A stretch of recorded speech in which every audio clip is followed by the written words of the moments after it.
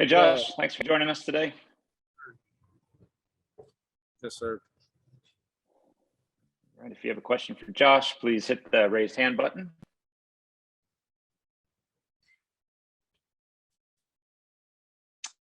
All right, CL Brown, go ahead. Josh, what do you feel like the difference is in you as a player between last year going into that bowl game and coming into Duke's Mayo Bowl this year? I got like 12 games under my belt now, so I'm kind of like a more of like a veteran, and I know what to expect. Going into the game last year, I didn't really play a lot, so I didn't really know the speed. I knew the speed of the game, but not completely because I wasn't completely part of it. But I know the plays better. I know I can recognize defenses better. I can do a lot of stuff more better, and I'm more like in tune and adapted to the college football game itself.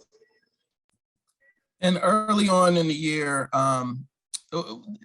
did you notice much of a difference of how teams were trying to defend you? Like once you kind of established yourself as a number one target earlier in the year, did you notice much of a change, towards the latter part of the season?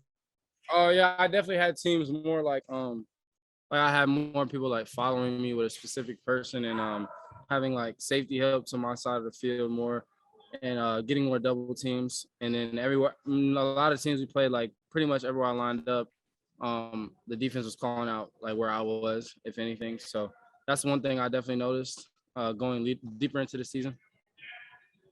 And how did you adjust to that? It was more really like Longo adjusting his like play calling and just figuring out different places he can put me to not let them scheme a perfect defense to stop me and trying to like motion me from one side to the other or lining me up in the backfield or something like that. Thank you. Luciano. Hey, Josh, I hope you're doing well and thanks for your time. Two-part question here, if possible. First, Jalen Foster has been named to the All-SEC and Walter Camp All-American teams. What are your thoughts on him and how are you preparing for this matchup? And the second part would be, what have you seen particularly from South Carolina on film that you'll have to face with their defense, and are you preparing particularly for that? I know number 12, he's a good player. Yeah, I've seen that he got All-SEC and All-American. I know he's a good, really skilled player. Got good feet, good hips. He can tackle well. So I mean, I'm looking forward to that matchup. So it'll be fun. And South Carolina, they're very big, like all around their SEC team. They got some good schemes. They got some good players. So it'll be a fun game. Dina King. Hey, Josh, I just want your opinion on the recruiting class that you guys signed yesterday, especially in the wide receiver group with Andre Green and Doc Chapman. We got two good, very skilled receivers coming in. So Doc and Andre are very good players, and I'm excited for them to come in and play. But we signed a good class, like number 8 nationally. So they'll definitely come in and help us for next year in the future. So I'm excited about that. Greg Barnes, go ahead.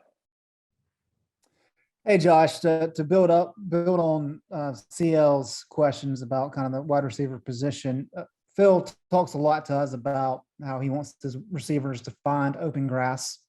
I guess, number one, how much flexibility does that allow you within running your routes? And then two, when you see defenses trying to scheme against you, how can you use that to your advantage? We do get a lot of, like, on certain plays, we get freedom to find grass and space.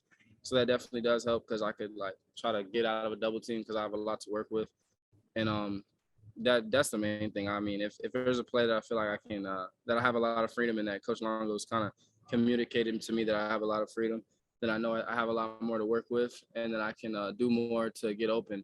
So I use those plays when somebody's trying to scheme against me to get open more. But I mean, if the play isn't meant for me to improvise and get open and find space, then I'll just run my decoy route.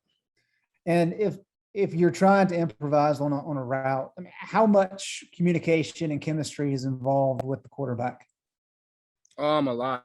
but yes, me and Sam are on the same page most of the time. So he kind of sees what I see. So it's not like we have a lot of miscues.